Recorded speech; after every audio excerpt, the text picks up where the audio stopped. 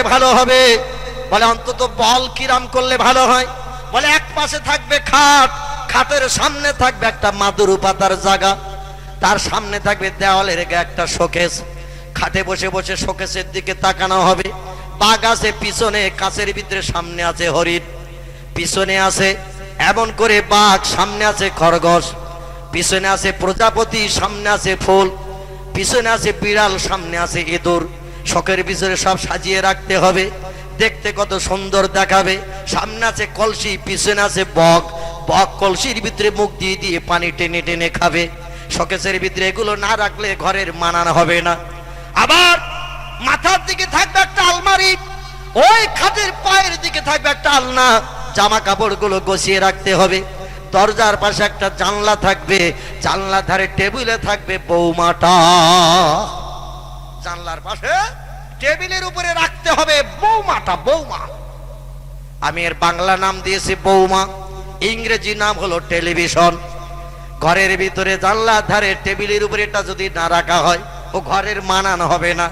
আপনাদের কারো ঘরে বৌমা টৌমা নাই তো আমাদের দেশে মোল্লা মৌলবী ঘরে যদি আসে তাড়াতাড়ি ওরে তিনটে কাপড় দিয়ে নতুন বউ ঢেকে দেয়।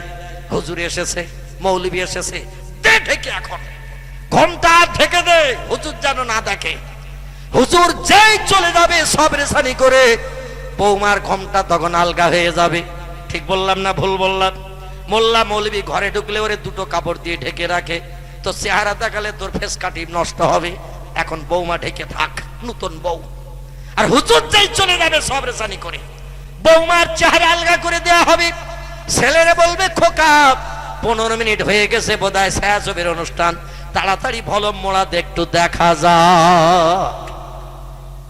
হুজুর যদি বাড়িওয়ালার জিজ্ঞাসা করে ভাই টেবিলের উপর ওটা কি ঢাকা, বলে আর বলবেন না, মানে বড় ছেলেটা এত বলে বাইরে পার। দোষ সব বড় ছেলের ঘাড়ে দিয়ে বাড়িওয়ালা বেরিয়ে গেছে। বেরিয়ে যে বলছে খোকা তোর চাচা এসেছে, দাদিমা সব রেশানি, তো দাদা সব রেশানি, চাচা এসেছে বাৎসরিক আসে এক খতম পড়িয়ে সব রেশানি করিয়ে দেয়, তো চাচার একটু নাস্তা করিয়ে আয়। বাড়িওয়ালা ঢোকে না, ঢুকলে আবার জিজ্ঞাসা করবে ভাই, বলতে বলতে বেরিয়ে গেলেন, সব তো বললেন না। লজ্জায় পড়ে গেছে বাড়িওয়ালা, ছেলেরে বলছে তো চাচারে নাস্তা করিয়ে আয়। ছেলে ঘরে এসেছে নাস্তা পানি নিয়ে, দস্তরখান চিলিপছে নিয়ে। হুজুরও চিন্তা করছে এরে যদি আবার জিজ্ঞাসা করি শেষ পর্যন্ত পিপাসায় যদি মরি তাও পানিও পাবো না, এরা জিজ্ঞাসা করে দরকার নাই। মোল্লা মৌলবীরা হারাম হালাল খেয়ে খেয়ে এদের যেমন গলা চেপে গেছে, শ্রোতারাও হালাল হারাম খেয়ে খেয়ে এদেরও কান তালা লাগা হয়ে গেছে। আজকের আর ওয়াজ নসিহতে কাজ হচ্ছে না। ঠিক বললাম না ভুল বললাম? মোল্লা মৌলবীরা হালাল হারাম খেয়ে খেয়ে মদখোরের বাড়ি, সুদখোরের বাড়ি, সিনেমাখোরের বাড়ি, টেলিভিশনের বাড়ি, এমন করে রেডিও খোরের বাড়ি, এদের বাড়ি মোল্লা মৌলবীরা পীর সাহেবরা খেয়ে খেয়ে এদের যেমন গলা চেপে গেছে, আর সাধারণ মানুষেরা হালাল হারাম খেয়ে খেয়ে ব্যবহার করে এদেরও কান তালা লেগে গেছে। মাইকে হাঁকলো আজার কানে আওয়াজ ঝেঁকে না, মাঠ ভেঙে শুধু আওয়াজ পালিয়ে যাচ্ছে। ঠিক বললাম না ভুল বললাম? ওয়াজ করেছিলেন মুজাদ্দিদে জামান আবু বকর সিদ্দিকী রাহমাতুল্লাহ আলাইহি, একে ওয়াজে কাজ হয়ে গেল। জোরে বলুন সুবহানাল্লাহ। ওয়াজ করলেন আমাদের বসিরাত আল্লামা বাংলা রুহুল আমিন রাহমাতুল্লাহ আলাইহি, দাদা হুজুর কেবলার প্রধান খলিফা হিসাবে মর্যাদা প্রাপ্ত হয়েছিলেন যিনি, ডানাত হিসাবে সম্মান প্রাপ্ত হয়েছিলেন যিনি, আজকের তারা একটা বার ওয়াজ করেছি তাদের ওয়াজে কাজ হয়ে গেল, বেঈমান ইমানদার হলো, আল্লাহওয়ালা জান্নাতি হয়ে গেল। একটু জোরে বলা যাবে কি সুবহানাল্লাহ? একজন খোদাদ্রোহী জাহান্নামীর কথা আপনাদের কাছে কি একটু বলবো নাকি? এক ওয়াজে কেমন কাজ হয়েছে, একটু মহব্বতের সঙ্গে দরুদ শরীফ। আল্লাহুম্মা সাল্লি আলা মাওলানা মুহাম্মদ ওয়া আলা আলি সাইয়্যিদিনা মাওলানা। খোঁজ করিয়া আসল তারা, খোঁজ করিয়া আসল তারা, তোমার কুটুরির সম্মুখে নবী পাকের নূরের ঝলক লাগলো তাদের চক্ষুতে, যে নূরের ওই ঝলক লেগে, যে নূরের ওই ঝলক লেগে চোখ ঝলসে গেল, সেই নবীর ওই মোহাব্বতে দরুদ মোমিন পড়ো। আল্লাহুম্মা সাল্লি আলা মাওলানা মুহাম্মদ ওয়া আলা আলি সাইয়্যিদিনা মাওলানা মুহাম্মদ। আপনাদের হুগলি জেলার পাশে একটি জেলা আছে, নাম তার হাওড়া জেলা। নাম শুনেছেন তো, দেখেছেন তো নাকি? পাশের জেলা হুগলি জেলার পাশে একটি জেলা, জেলাটির নাম হাওড়া জেলা। হাওড়া জেলা একটি জায়গার নাম হলো বাকুল। বাকুল কি নাম বললাম? বাকুল শরীফ। ফুরফুরা থেকে 18 কিলোমিটারের মতো রাস্তা। ওই মুন্সিরহাটের আগে বড়গেছিয়া থেকে কিছুটা সামনে যে জায়গাটির নাম হলো বাকুল শরীফ। অনেকে গেছেন না ওখানে? চৈত্র মাসের প্রথম সপ্তাহে প্রতি বছর জলসা হয়, হয় না? ওখানে ঘুমিয়ে আছেন যিনি, তার নাম হলো সুফি আব্দুল মোমেন। ঠিক তো নাকি? এই লোকটার আসল নাম ছিল প্রতাপ চন্দ্র সেন। কি নাম বললাম? প্রতাপ চন্দ্র সেন। বাড়ি ছিল বাংলাদেশের চট্টগ্রাম। কোথায় বললাম? বাংলাদেশের চট্টগ্রাম, পূর্ব পাকিস্তান। ভারত বাংলাদেশ তখন এক ছিল। মুজাদ্দেদে জামান আবু বকর সিদ্দিকী রাহমাতুল্লাহি আলাইহি ওয়াজ করতে গেছেন বাংলাদেশে। নোয়াখালী থেকে নৌকা যোগে জলপথে, পানিপথে তিনি চট্টগ্রামে গেছেন। পরের দিন জলসা। যে বাড়িওয়ালার বাড়িতে জলসা, বাড়িওয়ালার বাড়ির সামনে একটা সদর দলুজ আছে। দলুজ, দলুজ ঘর বোঝেন তো? এখন তার দলুজ ঘরের দরকার নাই। মামাতো ভাই, খালাতো ভাই বন্ধু এসেছে, ঘরের ভিতরে জায়গা। খোকার বাপ বাড়ি নাই, খোকার মা তো আছে, অসুবিধে কিছু নাই, যা লাগবে সব দেবে, কোনো অসুবিধা নাই। আগেকার যুগে আত্মীয় স্বজন আসলে বাড়ির সদরে বসো, অন্দর মহলে ঢোকার পারমিশন নাই। বাড়িওয়ালা বাড়ি আসবে, তারপরে যদি নিয়ে আসে তখন আসবে। তার আগে এখন আমরা মেয়েরা বাড়িতে কোনো বেটা ছেলের প্রবেশ অধিকার নাই। ঠিক বললাম না ভুল বললাম? এখন মডার্ন হয়ে গেছে। মামাতো ভাই, খালাতো ভাই বন্ধু এসে ও বাইরে থাকবে কেন? ঘরে ঢুকুক, অসুবিধা নেই। ঘরে ঢুকে যায়। আর ঘরের মেয়েরা বলে অনেকদিন পরে এসেছিস। বলে খেয়াল ছিল না, মনে ছিল না, তো এসেছি। বলে আজ 11 মাস বিয়ে হয়েছে, তোরে দেখিনি। বাপের বাড়ি থাকতে সপ্তাহে সপ্তাহে দেখতাম। আমি রান্না করতে যাই, গালটা হা কর, একটু পান দিয়ে যাই, হা কর। বলে আমার হাতে দেখাই। বলে অনেকদিন পরে এসেছিস, তোর হাতে দিলে আমার কথা মনে থাকবে না, তোর গালে এমন করে দেবো যেন 3 সপ্তাহ অন্তর অন্তর আসিস। বুঝতে পেরেছেন? গাল হা কর, গালে দে। খোকার বাপ মাঠ থেকে বাড়ি আসে কাজ করে, এসে যদি বলে আজকে রৌদ্র পড়েছে খুব, পিপাসায় কলিজা শুকিয়ে গেছে, 1 গ্লাস পানি হলে ভালো হয়। আমাদের মেয়েরা বলে সেই কলসি আর ওই গ্লাস যত পারো ঢালো আর খাও, আমার এখন পানি দেওয়ার সময় নাই। এখানকার মারা অবশ্য এরম বলে টালে না। রৌদ্র পড়তেছে দেখে ওরা মাল সব রেডি করে রেখে দেয়। বাড়ি আসলে খোকার বাপেরা হাওয়া দিতে হবে, ঠান্ডা পানি দিয়ে পিপাসা দূর করতে হবে। এখানকার মারা অ্যাডভান্স সব জোগাড় করে রেখে দেয়। আমাদের 24 পরগনা বসিরহাট এলাকার কথা বলছি। মামাতো ভাই, খালাতো ভাই বন্ধু আসলে ওর গালে জোর করে দেয়। আর স্বামী এসে যদি বলে পিপাসা লেগেছে 1 গ্লাস পানি, বলে আমি রান্নাঘরে আসি, সেই গ্লাস আর ওই কলসি যতবারও ঢালো আর খাও, অসুবিধে কিছু নাই। এরা বাজার থেকে মাঝে মধ্যে বাড়ি আসে রাত 11টায়, এসে জিজ্ঞাসা করছে রান্না বান্না কি হয়েছে। বলে উচ্ছে বেগুন, মাছ ঝোল আছে আর ভাত। বলে গাটা যেন গরম গরম ভাব, খান 2 রুটি হলে ভালো হতো, কারণ ভাত খেলে জ্বর একটু বেশি হয়, রুটি খেলে আর জ্বরটা বেশি হয় না। খান 2 রুটি হলে ভালো হতো, যেন 103 জ্বর ভাব। আমাদের মেয়েরা বলে এই রান্নাঘর থেকে 3 ঘন্টা ধরে আগুন পয়ে আসলাম, উচ্ছে বেগুন রান্না করলাম, মাছের ঝোল ভাত, আর এখন রাত 11টায় বাড়ি এসে বলছো রুটি।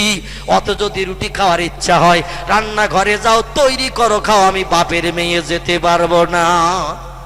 যদি তোমার ভালো না লাগে মেম্বার ডাকো, আর আমার ডিম বেচা পয়সা আছে 4 আনার কাগজ আমি আনতেছি, সঙ্গে সঙ্গে ডিভাইডেড, কোনো অসুবিধা নাই।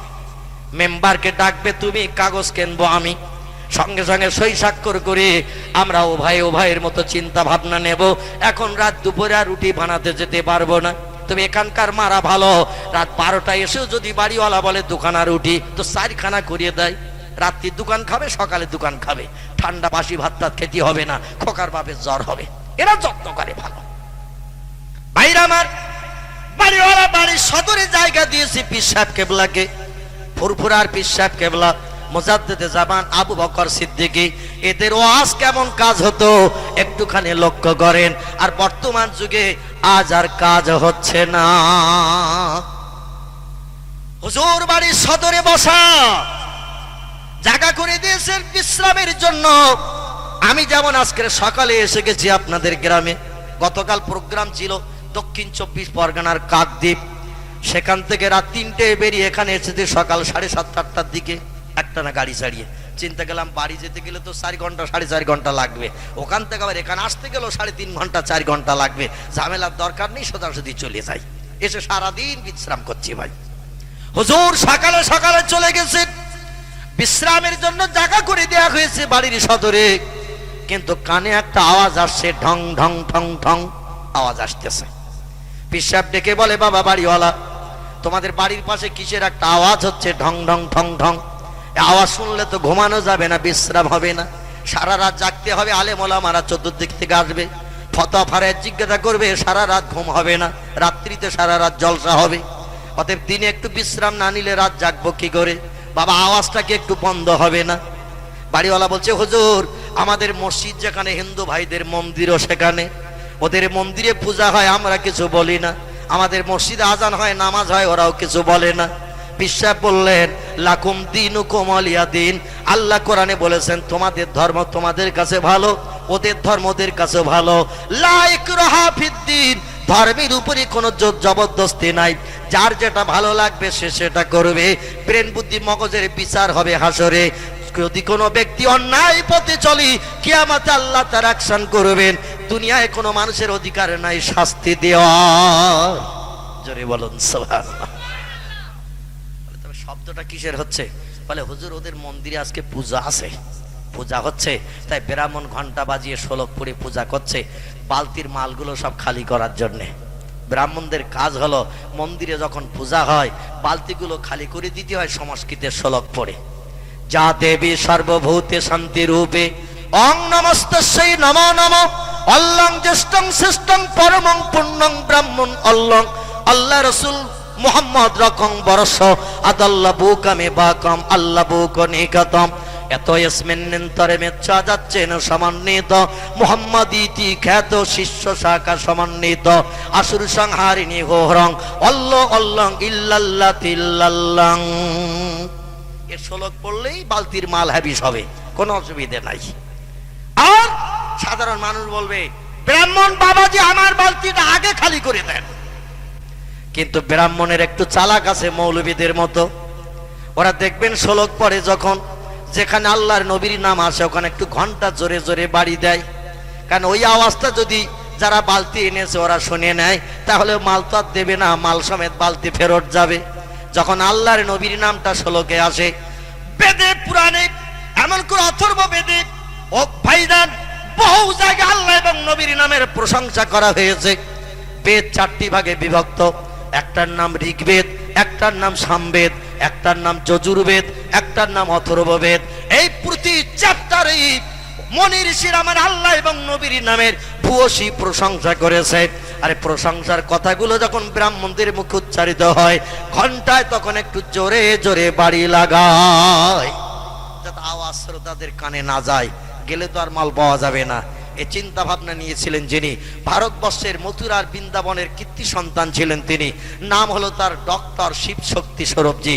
বিখ্যাত পূজারী ছিলেন, সারা ভারতবর্ষের 65 কোটি হিন্দু জৈন শিখেদের ভগবানের অবতার কলির কলকি ছিলেন। 1984 সালের এপ্রিল মাসের 10 তারিখ লোকটি মন্দিরের পূজা পরিত্যাগ করে কলেমা শরীফ পাঠ করে আমার নবীকে স্বপ্ন দেখে জান্নাতি মানুষ হয়ে গেছে। জোরে বলুন সুবহান। হিন্দুর ঘরের মানুষ আজ আমাদের লজ্জা দিতে শুরু করেছে, আর মুসলমানের ঘরে জন্মগ্রহণ করে এখনো নবীরে দেখতে পেলাম না। এ দুঃখ কি রাখার জায়গা আছে নাকি? লর্ড হেডলির মতো মানুষ আমার নবীকে চামড়া চোখে দেখলেন। বাংলাদেশের ঢাকা শহরের কীর্তি সন্তান, পিতার নাম পণ্ডিত শশীকান্ত ভট্টাচার্য, লোকটির নাম ডক্টর সুদর্শন ভট্টাচার্য। ঢাকা বিশ্ববিদ্যালয় থেকে ফার্স্ট ক্লাস ডিগ্রি অর্জন করে বাংলা কোরআন পড়ে তার মগজ ঘুলে গেল। আমার নবীর ভালোবাসা হৃদয়ে তৈরি করে ব্রাহ্মণের ঘরের ছেলেটি বাপ দাদা জীবনকাল মন্দিরে পূজা করেছে। এই লোকটা আমার নবীকে স্বপ্নে দেখেছে, কলেমা পড়ে মুসলমান হয়ে গেছে, নাম পাল্টে নাম রেখেছে মোহাম্মদ আবুল হোসেন ভট্টাচার্য। একটু জোরে বলা যাবে কি সুবহানাল্লাহ? 1992 সালের ঘটনা। তিনি কলেমা পড়ে মুসলমান হয়ে গেলেন, মাথায় লাগালেন টুপি, মুখে রাখলেন দাড়ি। জীবনে টুপি দাড়িতে খুরকেছে লাগায় না, রাস্তাঘাটে পথে যেখানেই যায় নবীর সুন্নত আদায় করে চলে। আর আমরা গিরগিটি সময় হলেই পাল্টাই, অসুবিধে কিছু নাই। মুসলমান ভাইরা আমার, উত্তর ভারতের মথুরার বৃন্দাবনের কীর্তি সন্তান, যার বাবার নাম মহন্ত প্রীতম দাস উদাসেন, মায়ের নাম হলো ভানুমতি কর, তার স্ত্রীর নাম ছিল শ্রদ্ধা দেবী, কন্যার নাম ছিল অস্পরা। যুবতী মেয়ে, ডিগ্রিধারী মেয়ে, সেও পর্যন্ত কলেমা পড়ে মুসলমান হয়ে গেছে। স্ত্রী কলেমা পড়লেন। ডক্টর শিবশক্তি স্বরূপজি, যিনি অক্সফোর্ড বিশ্ববিদ্যালয় থেকে পৃথিবীর সব থেকে শ্রেষ্ঠ শিক্ষা প্রতিষ্ঠান, যার নাম অক্সফোর্ড বিশ্ববিদ্যালয়, এখান থেকে যদি কেউ ডিগ্রি অর্জন করে দুনিয়ার কোনো দেশের শিক্ষা প্রতিষ্ঠান তার ডিগ্রি সম্মান নষ্ট করতে পারে না। ওখান থেকে 12টা ভাষায় এমএ পাশ করেছিলেন, 10টা ধর্মগ্রন্থের জ্ঞান নিয়ে ডক্টরেট অফ ডিভাইনিটির পদমর্যাদা পেলেন। ভারত সরকার যার নামের পাশে সার্টিফিকেট দিল, হিন্দুস্তানে এনার মতো এত বড় ধর্মীয় জ্ঞানী পণ্ডিত আর কেউ নাই। সেই লোকটি কয়েক মাস দোবাসের বিখ্যাত মন্দির, উত্তর ভারতের বিখ্যাত মন্দির, মন্দিরটির নাম দোবাসের মন্দির। 120 বিঘা জমি বাউন্ডারি করে ঘেরা, 350 বিঘে জমিতে যা ফসল হয় মন্দিরের ব্রাহ্মণের নসিবে সব জুটে যায়। ওই মন্দিরের ব্রাহ্মণ যিনি হবেন তার নসিবে জুটবে 350 বিঘে জমির আয়। আর হাজার হাজার মানুষ প্রতিদিন ওই মন্দিরে পূজা দিতে হয়, 4 থেকে 5 বস্তা করে ফল হয়, হাজার হাজার টাকা মানুষ তাকে দিয়ে যায়। ভগবানের অবতার কলির কলকি হিসাবে সম্মান জানিয়েছিল। তুমি যদি আমাদের হয়ে কিছু বলো, তোমার কথাটা ভগবানের কাছে তাড়াতাড়ি পৌঁছে যাবে, আর ভগবান তোমার কথা শুনে আমাদের দুঃখ নিবারণ করে দেবে। এই জন্য তোমার কাছে আমরা আসি, তুমি আমাদের হয়ে কিছু বলবে। কয়েক মাস মন্দিরে পূজা করার পর একদিন বাড়ি এসে বললেন, বিবি, এ শ্রদ্ধা দেবী ব্রাহ্মণী, গোটা 2 প্রশ্ন। স্ত্রী বললেন, হোয়াট ইজ দ্য কোশ্চেন? হে আমার স্বামী, কি প্রশ্ন তোমার? বলে, প্রশ্ন হলো এই যে আমি ন্যায় পথে চলবো না অন্যায় পথে চলবো, সত্যের আশ্রয় গ্রহণ করব না মিথ্যাকে বরণ করব। স্ত্রী বললেন, 65 কোটি মানুষ আপনার মুখের দিকে তাকিয়ে রয়েছে ভারতে, আপনার দেখে মানুষ আদর্শ শিখবে, আপনার দেখে মানুষ চরিত্র গঠন করবে। আপনি যদি অন্যায়ের পথ চলেন তাহলে মানুষ অন্যায় ভালোবাসবে, আপনি ন্যায় পথে চললে আপনাকে দেখে মানুষ ন্যায় পথ অবলম্বন করবে। আপনি যদি মিথ্যার আশ্রয় গ্রহণ করেন দেশের মানুষ আর সত্য খুঁজে পাবে না, আর আপনি সত্যের আশ্রয় গ্রহণ করলে মানুষ মিথ্যা ভুলে যাবে, কারণ আপনার আদর্শ দেখেই মানুষ আদর্শ তৈরি করবে। উনি বললেন, বিবি, তাহলে এখন কি করব তাই বলো। বলে, আপনাকে ন্যায় পথে চলতে হবে, সত্যের আশ্রয় গ্রহণ করতে হবে। ডক্টর শিবশক্তি স্বরূপজি বললেন, কালকের থেকে আর ফলের রস নসিবে জড়বে না। জোরে বলা যাবে না সুবহানাল্লাহ? আর একটু জোরে বলা যাবে না সুবহানাল্লাহ? বলে, ফলের রসের সঙ্গে কি অসুবিধা হলো? আপনি দুটো প্রশ্ন করলেন, উত্তর দিলাম সঠিক, এতে ফলের রসে কি অসুবিধা?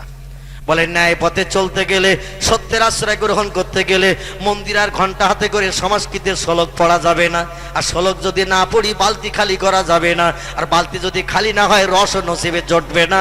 কালকের থেকে মুসলমানদের মতো রোজা রাখতে হবে। বিবি বলছেন, ব্যাপার বুঝি না।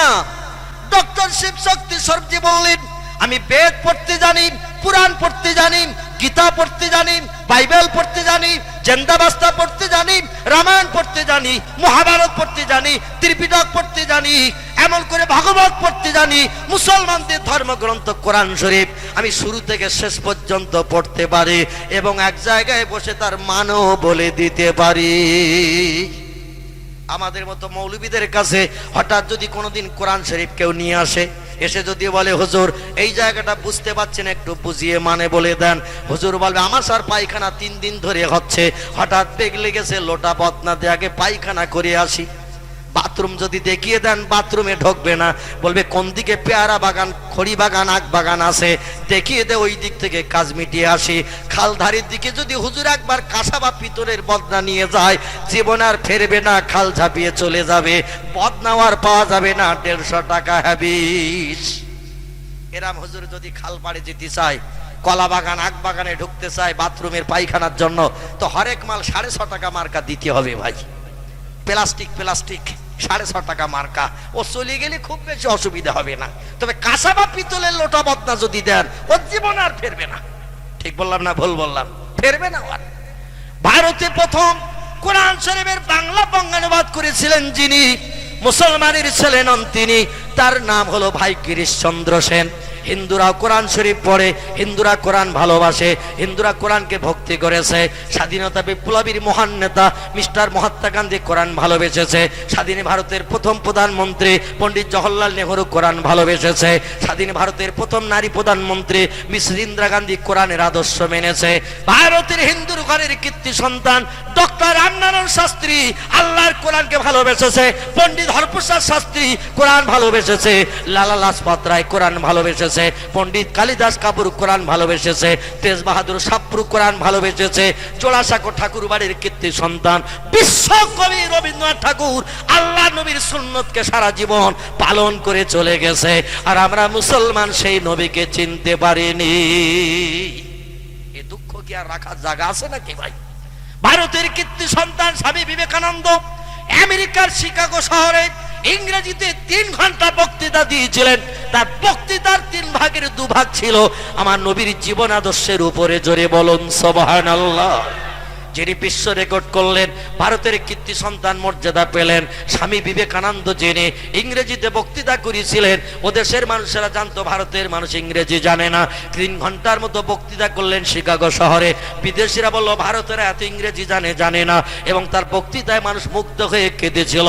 তার বক্তৃতা 3-এর 2 অংশ ছিল আমার নবীর জীবন আদর্শের উপরে। একটু জোরে বলা যাবে কি সুবহানাল্লাহ? আমরা মুসলমান সেই নবীরে চিনতে পারিনি, শুধু নবী দিবস করতে এসেছি। আল্লাহুম্মা সাল্লি আলা লা ইলাহা ইল্লাল্লাহ 4 বার পড়েছি, কাজ মিটে গেছে, ব্যাস হয়ে গেছে, আর দরকার নেই। ও মুসলমান ভাইরা আমার, আচার্য বিনয় ভাবের নাম আপনারা শুনে থাকবেন। এর একটিও কোরআনের বাংলা অনুবাদ করেছে। ভারতের হিন্দুর ঘরের ছেলে মেয়েরা, এ দেশে যদি মানুষ হতে চাও, মুসলমানদের কোরআন আরবি ভাষায় লেখা, পড়তে জানো না মানে মতলব জানো না, বাংলায় লিখে দিচ্ছি, একবার দেখে নাও, পড়ে নাও, তাহলে তোমরা মানুষ হতে শিখবে। একটু জোরে বলা যাবে কি সুবহানাল্লাহ? হিন্দুর ঘরের মহান কীর্তি সন্তান, কথায় কথা বেড়ে যায়, যার নাম ডক্টর রামনারায়ণ শাস্ত্রী। উনি একটি তথ্য দিলেন ইতিহাসে লিখে, আজ অমরত্ব লাভ করে রয়েছে লেখাটি। উনি বললেন ভারতের অধঃপতিত হিন্দু সমাজে ইসলাম এসেছিল আলোক দীপ্তি নিয়ে। ইসলাম যদি ভারতবর্ষের জমিনে না আসতো, এ ভারতের অধঃপতিত হিন্দু সমাজের মানুষ কোনোদিন মানুষ হতে পারত না। একটু জোরে বলা যাবে না সুবহানাল্লাহ? কত বড় কথা বললেন তিনি। উনি বললেন ভারতের অধঃপতিত হিন্দু সমাজে ইসলাম এসেছিল আলোক দীপ্তি নিয়ে। ইসলাম যদি ভারতবর্ষের জমিনে না আসতো, এ ভারতের অধঃপতিত হিন্দু সমাজের মানুষ কোনোদিন মানুষ হতে পারত না। ইসলাম ধর্মে হিন্দুস্তানে এনেছিলেন যিনি, নাম হলো তার হযরতে খাজা আজমিরি। রাজস্থানের আজমিরে ঘুমিয়ে আছেন যিনি, যার বাবার নাম ছিল খাজা গিয়াসউদ্দিন, ওনার নাম খাজা। এমন করে মহিউদ্দিন হিন্দুস্তানের দিন জান্দা করলেন যিনি, অবন্ধ আজমিরি রহমাতুল্লাহ আলাইহি। তিনি আজ ভারতে কলেমার প্রদীপ জ্বালিয়ে দিয়ে আজ আমাদের কলিজা ঠান্ডা করে দিয়ে দিয়েছেন। এদেশে যখন সতীদাহ প্রথা ছিল, এদেশে মেয়েরা যখন বাবার সম্পত্তির অধিকার পেত না, ওই সময় খাজা সাহেব ইসলামের আইন এনে ভারতের মুসলমানদের কাছে জারি করে দিয়ে দিলেন। মেয়েরা কি অপরাধ করলো, স্বামী মারা গেছে, ওরা আবার বিয়ে করবে। হিন্দু ধর্মের নিয়ম ছিল 2-4 মাস বিয়ের পরে যদি কোনো স্বামী মারা যায়, স্ত্রীকে হাত পা বেঁধে স্বামীর চিতায় জীবন্ত পুড়ানো হতো। রাজা রামমোহন রায় বলল ধর্মে লাথি মার, বিশ্বকবি রবীন্দ্রনাথ ঠাকুর বলল ধর্মে লাথি মার। মার। ঈশ্বরচন্দ্র বিদ্যাসাগর বলল, ধর্মের আইন পরিত্যাগ কর। আমার কন্যা সন্তান স্বামীর চিতায় জীবন্ত পুড়বে, আর বাবা বাবা করে ডাকবি, আর আমি বাবা শাসনের চিতার পাশে দাঁড়িয়ে তার ওই মরণ যন্ত্রণা দেখব। এটা কখনো যুক্তির কথা নয়। মুসলমানদের ধর্মের আইন কত ভালো, ওদের 5টা স্বামীও যদি মারা যায় সবার মেয়ে বিয়ে করতে পারবে, 100 স্বামী যদি মারা যায় 101 বার বিয়ে করতে পারবে। আমাদের ধর্মে মুসলমানদের আইন জারি কর, সতীদাহ প্রথা উচ্ছেদ কর। জোরে বলুন সুবহানাল্লাহ। হিন্দুর মেয়েরা বিয়ের পরে বাবার সম্পত্তির কোনো অধিকার পেত না, কিন্তু আমাদের কোরআন বলেছে, ছেলে তোমার বোনের বিয়ে হয়ে গেল, তোমার বাবার সম্পত্তির 3/1 অংশ মেয়ে পাবে। তুমি পাবে 2 ভাগ, মেয়ে পাবে 1 ভাগ। কারণ মেয়ে স্বামীর কাছ থেকেও পাবে, ছেলের কাছ থেকে পাবে, ভাইয়ের কাছ থেকে পাবে। এই জন্য মেয়েকে 1 ভাগ দেয়া হয়েছে, ছেলেকে 2 ভাগ দেয়া হয়েছে। হিন্দুর মেয়েরা বিয়ে যতদিন হয়নি বাবার সময় সম্পত্তি উপভোগ করতো, বিয়ে হয়ে গেলে আর কিছুই দেয়া হতো না। হিন্দুর মেয়েরা বলল, মুসলমানের মেয়েরা পাবে, ওরা সংসার জীবনে সুখ ভোগ করবে স্বামীর সংসারে, বাবার বাড়ি থেকে যাবার জমি বিক্রি করে এনে। আর আমরা হিন্দুর মেয়েরা কি অপরাধ করলাম? একই দেশে বাস করি, একই ভাষায় কথা বলি, একই সুরে গান গাই, একই বাজারে বাজার করি, একই স্কুলে পড়ি। ওরা পাবে, আমরা পাবো না, ওটা হবে না। কলিকাতা হাইকোর্টে সেদিন মামলা দায়ের করলো। হিন্দুর মেয়েরা বলল, মুসলমানেরা পাচ্ছে, আমরা কেন পাবো না বলুন? হাইকোর্টের জাজ ব্যারিস্টারেরা বলল, তোমরা দাবি করোনি তাও পাওনি, মুসলমানেরা অনেকদিন আগের থেকে পেয়ে চলেছে, ওদের ধর্মে আছে। তোমরা যদি এখন দাবি করো তাহলে আমরা আইন করে তোমাদের জন্য বাবার সম্পত্তি 3/1 অংশ উইল করে দেব। হিন্দু মেয়েরা দরখাস্ত করলো, ওদের আইন পাশ হয়ে গেল, মুসলমানদের আইন। একটু জোরে বলা যাবে কি সুবহানাল্লাহ? মুসলমান ভাইরা আমার, সেই ইসলাম সেই ভারতবর্ষে এসেছে মানুষকে মানুষ বানানোর জন্য। পণ্ডিত হরপ্রসাদ শাস্ত্রী বললেন, বিধাতার তরফ থেকে মানুষের কল্যাণের জন্য যদি কোনো মহামানব এই পৃথিবীতে আবির্ভূত হয়ে থাকে, সে মহামানবের নাম হযরতে মুহাম্মদুর রাসূলুল্লাহ সাল্লাল্লাহু আলাইহি সাল্লাম। যদি কেউ বলে মুহাম্মদ রাসূলুল্লাহ বিধাতা প্রেরিত রাসূল নয়, আল্লাহর পাঠানো মহামানব নয়, আমি হরপ্রসাদ শাস্ত্রী বলছি, বিধাতার তরফ থেকে মানুষের কল্যাণের জন্য কোন মহামানব এই পৃথিবীতে কোনোদিন আবির্ভূত হয়নি। কোন মহামানব মানুষের কল্যাণের জন্য যদি এসে থাকে, নাম তার মুহাম্মদ রাসূলুল্লাহ। আমি রামকৃষ্ণ পরমহংস দেবের নাম বলতে পারবো না, বুদ্ধদেবের নাম বলতে পারবো না, চৈতন্য দেবের নাম বলতে পারবো না, গুরু নানকের নাম বলতে পারবো না, মহাবীরের নাম বলতে পারবো না, আচার্য কেশবচন্দ্র সেনের নাম বলতে পারবো না, যীশু খ্রিস্টের নাম বলতে পারবো না, বালক ব্রহ্মচারীর নাম বলতে পারবো না। মহামানবের ভিতরে যিনি শ্রেষ্ঠ, নাম হলো তার মুহাম্মদ রাসূলুল্লাহ। একটু জোরে বলা যাবে কি সুবহানাল্লাহ?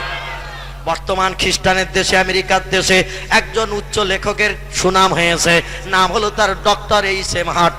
বিশ্ববিখ্যাত লেখক হিসাবে তাম পৃথিবীতে যিনি সুনাম পেয়েছেন, এই লোকটির নাম ডক্টর এইচ.এম. হার্ট। ইংরেজি ভাষা একটা বই লিখে তাম বিশ্বে সুনাম অর্জন করেছে। বইটির নাম দিয়েছেন ইংরেজিতে দ্য 100। কি নাম বললাম? দি 100। বইটার নাম দিয়েছে দ্য 100। এর বাংলা নাম হলো 100। বইটার বাংলা নাম হলো 100, ইংরেজিতে নাম হলো দ্য 100। লেখকের নাম ডক্টর এইচ.এম. হার্ট। আমেরিকা দেশের উচ্চ শিক্ষিত খুব বড় সাহিত্যিক, খুব বড় লেখক। এই বইটা লিখে পৃথিবীতে খুব বড় সাহিত্যিকের সম্মান পেয়েছেন। তার বইতে 100 মনি ঋষির জীবনী লিপিবদ্ধ করেছেন। দুনিয়ার 100 ভালো লোকের জীবনী লিখেছেন তিনি। এই ভালো লোকের জীবনী লিখে পৃথিবীর মানুষের কাছে বড় সুনাম অর্জন করেছেন। তবে তার বইয়ের প্রথমে যে লোকটা জীবনী জায়গা পেয়েছে, সেই লোকটি রামকৃষ্ণ পরমহংস দেব নন, বুদ্ধদেব নন, চৈতন্য দেব নন, গুরু নানক নন, মহাবীর নন, আচার্য কেশবচন্দ্র সেন নন, যীশু খ্রিস্ট নন, বালক ব্রহ্মচারী নন, ডক্টর শিবশক্তি সরবজি নন। যুক্তরাষ্ট্রের ভূতপূর্ব প্রেসিডেন্ট মিস্টার হুভারের নাম লেখা হয়নি, জার্মান প্রেসিডেন্ট মিস্টার হিটলারের নাম লেখা হয়নি, ইতালির প্রেসিডেন্ট মিস্টার সিনোর মুসোলিনির জীবনী লেখা হয়নি, চীনের প্রেসিডেন্ট মিস্টার শি হংতির জীবনী লেখা হয়নি। যারা মরণের পর ইতিহাসে অমরত্ব লাভ করে রয়েছে, এদের কারো নাম লেখা হয়নি। পৃথিবীতে বড় বড় বিজ্ঞান যারা এসেছে, কারবা নাম রুশো, কারবা নাম প্লেটো, কারবা নাম হেগেল, কারবা নাম ক্যান্ট, কারবা নাম ভয়েল, কারবা নাম জার্নাল, কারবা নাম মিলি, কারবা নাম টমাস কার্লাইল, কারবা নাম উইলিয়াম মোর, কারবা নাম এডওয়ার্ড গিবন, কারবা নাম গোয়েত, কারবা নাম আইজাক নিউটন, কারবা নাম গ্যালিলিও। বড় বড় বিজ্ঞান যারা এসেছি, কারো জীবনী তিনি লেখেননি। প্রথম যার জীবনী দিয়ে শুরু করেছেন তিনি হলেন আমাদের নবী মুহাম্মাদুর রাসূলুল্লাহ। একটু জোরে বলা যাবে কি সুবহানাল্লাহ? নারে তাকবীর, নারে তাকবীর। বিশ্ব নবী দিবস, বিশ্ব নবী দিবস। ডক্টর এসএম হাটকে জিজ্ঞাসা করা হলো, কত ভালো ভালো মানুষ আছে পৃথিবীতে, মুহাম্মদের জীবনী দিয়ে প্রথম কেন শুরু করলেন? উনি বললেন, বইয়ের প্রথমে ভালো জিনিস না দিলে মানুষের পছন্দ হবে না পড়তে। আমি যত নেতা আছে, যত ভালো মানুষ আছে, তাদের জীবনী নিয়ে রিসার্চ করে দেখলাম মুহাম্মদের জীবনীর উপরে কারো জীবনী হতে পারে না। তাই ভালো জীবনীটা আগে দিয়ে দিয়েছি, যাতে মানুষ পড়লে ওদের মন ধরবে আরো কিছু পড়ি, আরো কিছু পড়ি। আর প্রথমে যদি খারাপ লাগে পৃষ্ঠা বুঝিয়ে রেখে দেবে, আর পড়বে না। তাই ভালো লোকটা দিয়ে শুরু করেছে। একটু জোরে বলা যাবে কি সুবহানাল্লাহ? এই ভালো লোকটি আদর্শ মেনেছিলেন যিনি, ফুরফুরা সিলসিলার প্রতিষ্ঠাতা তিনি, নাম তার মুজাদ্দিদে জামান আবু বকর সিদ্দিকী রাহমাতুল্লাহি আলাইহি, যার কথা আপনাদের কাছে বলতে চাইছিলাম। মাথায় টুপি, মুখে দাড়ি, গায়ে লম্বা জামা, ইসলাম শরীয়ত আইন পালন করে লোকটি পৃথিবীতে বিচরণ করেছে। যেখানে গেছে সেখানে সম্মান